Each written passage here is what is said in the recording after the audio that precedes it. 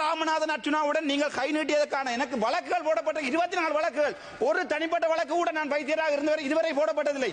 24 வழக்குகள் போடப்பட்டிருக்கிறது. ஒரு ஹெட்லைட் போட்டு வாகனம் ஓட்டியதற்காக அரஸ்ட் பண்ணுகிறார்கள். ஒரு சிங்கள எம்பியாக இருந்தால் உங்களால் ஒரு சிங்கள எம்பியை ஒரு பிசி doctor Ramanathan Arjunan standing order 29-2. மதிப்புக்குரிய பிரதி சபாநாயகர் அவர்களே, மதிப்புக்குரிய பாராளுமன்ற அனைவர்களுக்கும் காலை வணக்கம். இன்றிலிருந்து பாராளுமன்ற சிறப்புரிமை மீறப்பட்டிருக்கின்றது என்றது தொடர்பான எனது முறைப்பாட்டின் 36வது நாள் கடந்திருக்கிறது. உங்களுக்கு மக்களின் பிரச்சனைகளை கதைப்பதற்காக நேரம் ஒதுக்க வேண்டும். அதற்காகத்தான் விகிதாசார முறை இருக்கிறது. 24 நாட்கள் நான் காத்திருந்தேன் எனக்கு கதைப்பதற்கு நேரம் கிடைக்கும் என்பதற்காக. ஆனால் 36வது நாள் எனது முறைப்பாட்டின் பின்னர் 3 கமிட்டி அமைக்கப்பட்டிருக்கிறது. ஆங்கிலத்தில் என்பதால் நான் தமிழில் கதைக்க விரும்புகிறேன். என்னுடைய தமிழ் மக்கள் இதை தெளிவாக புரிந்து கொள்ளணும். ஏனென்றால் 64 நாட்கள் ஒரு பாராளுமன்ற உறுப்பினரை கதைப்பதற்கு அரசாங்கத்தினுடைய வெட்கங்கெட்ட செயல். ஏன் இவர்கள் பயப்படுகிறார்கள்? சாதாரணமான ஒரு பாராளுமன்ற சுயேட்சை பாராளுமன்ற உறுப்பினர்கள் கதைப்பதற்குரிய நேரத்தை அல்லது அந்த நேரம் ஏன் அவர்கள் ஒதுக்கவில்லை என்பதற்காக இன்றிலிருந்து இந்த அரசாங்கத்துக்கு என் மனதால் கொடுக்கின்ற சகல சப்போர்ட்களை நான் இல்லாத செய்கிறேன். இன்றிலிருந்து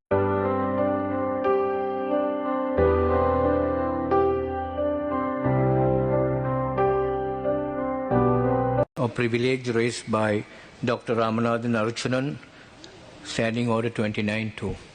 மதிப்புக்குரிய பிரதி சபாநாயகர் அவர்களே, மதிப்புக்குரிய பாராளுமன்ற அனைவர்களுக்கும் காலை வணக்கம்.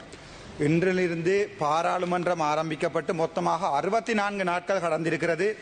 இன்றைய தினம் எனது முறைப்பாடு, எனது பாராளுமன்ற சிறப்புரிமை மீறப்பட்டிருக்கின்றது என்றது தொடர்பான எனது முறைப்பாட்டின் 36வது நாள் கடந்திருக்கிறது. உங்களுக்கு தெரியும், பாராளுமன்றத்திலே ஒரு பாராளுமன்ற உறுப்பினர் மக்களால் தெரிவு செய்யப்படுகின்ற போது மக்களின் பிரச்சனைகளை கதைப்பதற்காக நேரம் ஒதுக்க வேண்டும். அதற்காகத்தான் விகிதாசார முறை இருக்கிறது.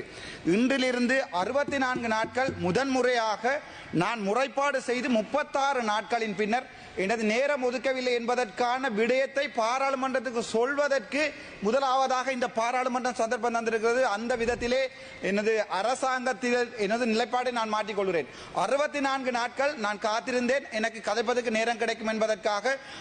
ஆனால் 36வது நாள் எனது முறைப்பாட்டின் பின்னர் 3 கமிட்டி அமைக்கப்பட்டிருக்கிறது. முதலாவது கமிட்டி சம்பந்தப்பட்ட ஒரு பாராளுமன்ற உறுப்பினர் எனக்கு அடித்தார் என்பதற்காக அதற்குரிய அவருடைய முறைப்பாட்டை அன்றே முடித்திருக்கிறோம்.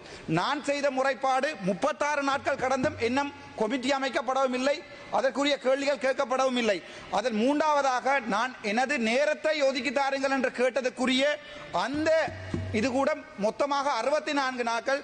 நான் இதிலே இந்த கடிதத்திலே சொல்லியிருக்கிறேன். இந்த கடிதத்திலே சொல்லப்பட்டிருப்பது ஆங்கிலத்தில் என்பதால் நான் தமிழில் கதைக்க விரும்புகிறேன். என்னுடைய தமிழ் மக்கள் இதை தெளிவாக புரிந்து கொள்ளணும். ஏனென்றால் 64 நாட்கள் ஒரு பாராளுமன்ற உறுப்பினரை கதைப்பதற்கு தாங்கள் இடம் கொடுக்காவிட்டால் அது அரசாங்கத்தினுடைய வெட்கங்கெட்ட செயல். ஏன் இவர்கள் பயப்படுகிறார்கள்?